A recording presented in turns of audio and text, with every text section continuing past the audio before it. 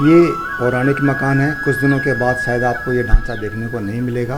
इसके जगह आपको नवनिर्मित चद्दर लगा हुआ मकान मिलेगा। तो उसकी एक झलक है जिसका पूरा रिनोवेशन हो रहा है। आज सेकंड पार्ट में मैं आपको बताऊंगा कि कहाँ तक कितना काम हो चुका है। तो ये देखिए कि जो मकान का जो टॉप पोर्शन है, ये टॉप व्यू है। 1 मार्च को 28 तारीख को बिमल भाई गांव से दिल्ली के लिए रवाना हुआ और 28 तारीख को ताजवर भाई को गांव के लिए रवाना कर दिया गया। अब जितना भी काम गांव में चल रहा है उसकी ही देखरेख में चल रहा है। बचन सिंह भाई साहब के साथ, मिस्त्रियों के साथ सारा कोऑर्डिनेशन उसका ही चल रहा है। तो ताजू भाई जब से गांव में गया तो तब से अब काम काफ़ी बढ़ गया, क्योंकि इस टाइम ये वो टाइम है जबकि सारे पाइप की फिटिंग होनी है और ये जो ऊपर दीवार दिख रही है इसके ऊपर ग्लोटिंग होनी है। और ग्लोटिंग का जो काम होगा उसमें जो मिस्त्री हैं, जो राज मिस्त्री हैं, उन्होंने बहुत सारा काम करना है। और जो चद्दर वाले हैं उनका काम है कि ये जो पाइप जो फिक्स कर रहे हैं, पाइप को फिक्स करेंगे बिल्कुल उसी लेवल पे नाप के, जैसे कि पहले लकड़ी के फिक्स थे, अब वो लकड़ी को हटा करके ये लोहे के पाइप लग जाएंगे। अब इससे क्या होगा, एक तो मकान के ऊपर जो वज़न था, वेट था, वो बहुत कम हो जाएगा। क्योंकि पहले क्या होता था कि जो पेड़ होता था उसका पूरा का पूरा तना काट के और उनको मकान के ऊपर, जैसे अभी ये लोहे के ये एंगल लग रहे हैं, ऐसे इसके बदले पेड़ होते थे और पेड़ के ऊपर फिर लकड़ी के फट्टे और लकड़ी के फट्टों के ऊपर फिर घास बिछाई जाती थी। घास के ऊपर मिट्टी का लेप, मिट्टी के लेप के ऊपर बड़े बड़े पत्थरों को चिपका दिया जाता था।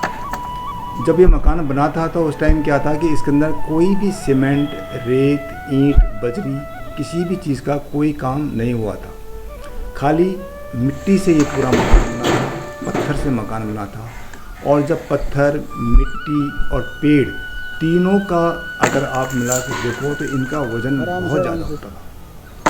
अब आगे जो पोर्शन आपको दिख रहा है वो नीमदरी वाला पोर्शन है, जहाँ पे ये ब्लू कलर के हैं। ये जो खंबे हैं ये एज इट इज़ रहेंगे और इसके ऊपर जो ये चद्दर लगी हुई थी जिसको ये उखाड़ने की कोशिश कर रहे हैं, ये फट्टे लगे हुए थे। इन फट्टों के ऊपर चद्दर थी जो कि खाली लोहे की थी, जिस पे अब जंग लग गया।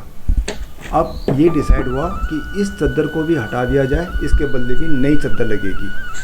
और नई चद्दर लगाने के लिए यहाँ पे भी पूरे जो लोहे के जो आयरन रॉड्स हैं उनकी फ्रेमिंग होगी।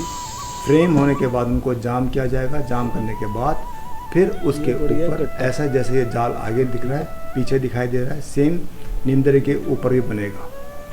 मिस्त्री ने पहले ही नाप तोल करके बता दिया था, उसके अकॉर्डिंगली, उसके हिसाब से हमने कोटद्वार में पहले ही जो चद्दर थी या ये जो पाइप हैं, लोहे के जो पाइप हैं, ये टाटा वाले या जो टाटा की जो सीट्स हैं, उसी हिसाब से कटवा दी थी ताकि यहाँ पे कोई ज़्यादा काट पीट का काम ना करना पड़े।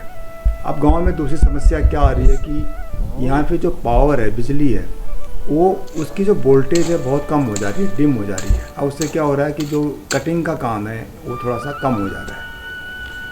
अब ये काम जो यहाँ पे हो रहा है, देखिए ना, सीमेंट, रेत, बजरी का जो ये मिक्सचर बन रहा है, ये जो इसके ऊपर दीवार है, दीवार के ऊपर जब पाइप लगे तो पाइप के दीवार के चारों तरफ जो है इसको बोलते हैं ग्लोटिंग, यानी सीमेंट, रेत, बजरी का इसके ऊपर फिक्स कर दिया गया कि जब लेंटर डालने से पहले जैसे किया जाता है तो सेम इस दीवारों को मजबूत कर दिया, ताकि ये जो लोहे के जो पाइप फिक्स हुए, किसी भी प्रकार कोई हवा आए, तूफान आए या जब इसके ऊपर चद्दर लगे तो ये अपनी जगह ना छोड़ें, ये फिक्स रहें, खिसके नहीं वहाँ से। और फिर जब ये चारों तरफ से जहाँ जहाँ पे ये दीवार है, जहाँ इसकी सपोर्ट है पाइप्स की, इसी प्रकार से सीमेंट और रेत, बजरी का एक लेयर लगेगी, जिसको जैसे कि लेंटर के टाइम जो लेयर लगती है, लेंटर में सिर्फ डिफरेंस यही है कि ये खाली दीवार के ऊपर लग रहा है जो कि पत्थर की दीवार है।